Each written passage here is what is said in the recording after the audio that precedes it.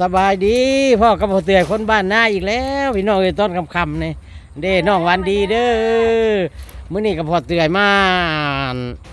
เอาความรู้เนาะพี่น้องเพื่อเมื่อพัฒนาตนเองแล้วก็พัฒนาชุมชนแล้วก็พัฒนาบ้านเฮาเนาะมื้อนี้พ่อเตือนได้อันนั้นเด้อมาซื้อหุ้น NTT แต่พ่อเตือนพิเศษได้หุ้นฟรีเท่าไรก็น้องวันดีหุ้นที่เพิ่นแถมมือนี้ซื้อมือนี้แถมมือนี้ให้รางวัลที่ระดับโลกหาหุ้นให้พอเตื่อยเนาะแถมอีก10หุ้นหุ้นละเอาไว้บาทหุ้นขึ้นเวลา1 ปีหาปีหุ้นละแสนปลายกว่าเหรียญเอาไหม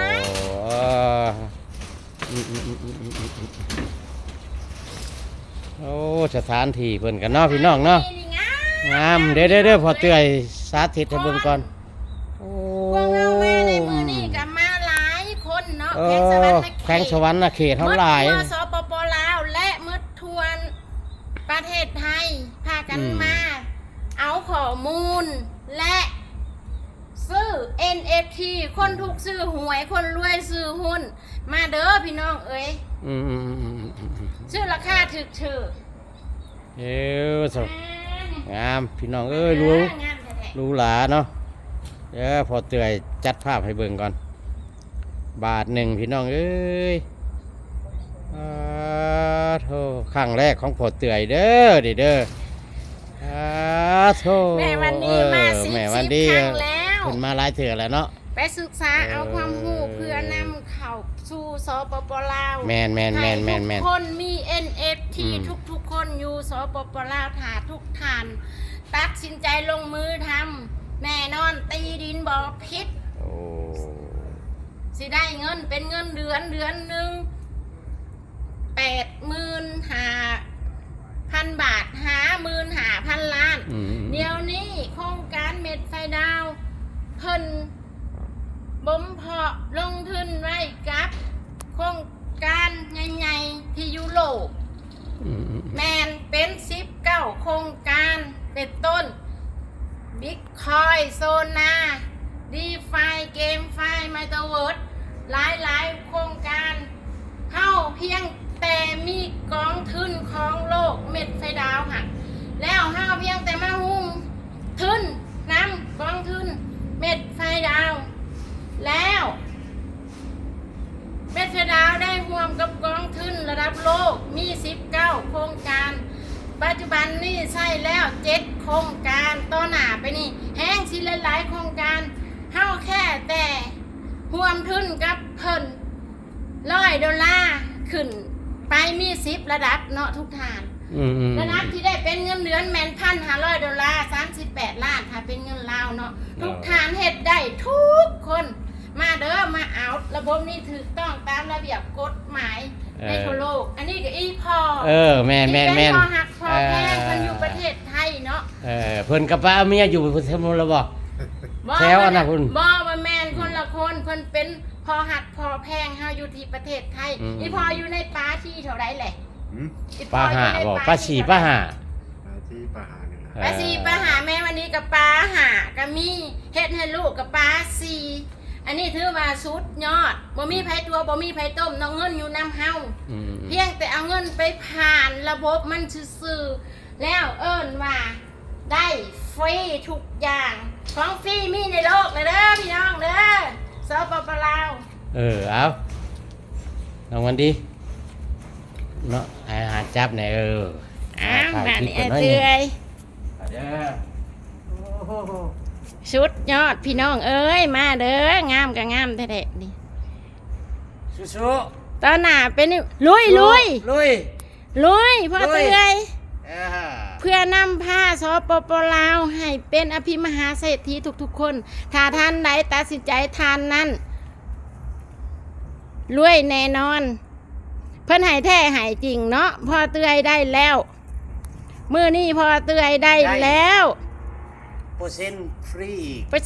ฟรีมางานทุกเทื่อเพิ่นให้ทุกเทื่อเนาะของจริงเนาะอันนี้แม่วันดีนี่เข้ามาได้5 เดือนเนาะถ้าบ่จริงแม่วันนี้บ่เข้ามาดอก แม่วันนี้แต่กี้ก็เป็นพนักงานผักหลัดเนาะผู้ว่าของจริงของแท้มีจริงแล้วแม่วันนี้ได้ออกกล้าออกจากหน้าที่ของพนักงานผักหลัดเพื่อมาเฮียนหู้มาเอาบทเฮียน เอาข้อมูลนำอภิมหาเศรษฐีเพิ่นที่เพิ่นสำเร็จผลมาก่อนเพิ่นสำเร็จเพิ่นได้เดือนละล้านปลายบาทเดือนละแสนเหรียญ2-3 แสนเหรียญขึ้นพุ่นละโอ้ยงามเด้อพอเตือยเอ้ยมาจักเทื่อเลยนี่พอเตือย ครั้งแรกเด้อ ครั้งแ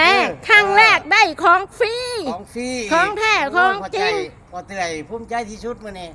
ภูมิใจบ่ เออ สิเอาหมู่มาอยู่บ่ โอ้ยบ่มีปัญหา ทิศหน้านี่อยู่บึงการพี่น้อง เดี๋ยว เตรียมตัว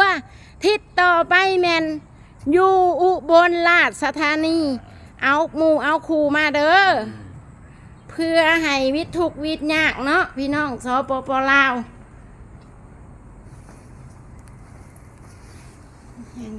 ยังขึ้นเทิงขึ้นเทิงสถานที่นี่สวยงามเนาะขึ้นเทิงขึ้นเบิ้งสถานที่อยู่เทิงพี่น้อง ขึ้นมาน้ำพอเตื่อย ขึ้นมาน้ำพอเตื่อยไผแนะนำมาไผส่วนมา โอ้ยขอบอกขอบใจน้องหวานดีที่สุดนี่ก็เฮาคอยเพิ่นโอ้สิบ่อนที่เพิ่นนั้นบูชาเนาะศักดิ์สิท แม ธิ์ น สถานที่แห่งนี้ สถานที่แห่งนี้ เออ เพิ่นให้โชคให้เฮงข้าพเจ้านี่ได้มาแล้วข้าพเจ้าแม่วันนี้นี่ อยู่ใน 3,100 ดอลลาร์และก็เฮ็ดไว้ให้ลูกอีก 1,500 ดอลลาร์เข้าหุ้นถือหุ้น NFT เม็ดไฟดาว ปัจจุบันนี้แม่วันนี้มีอยู่800 กว่าหุ้น เอาไว้ขายบาท คุณขึ้น ปีหนา1 ปี เนาะ 1 ปีขึ้นเมื่อบ่เกิน ขับประกัน 10 ปีหับประกันหุ้นละ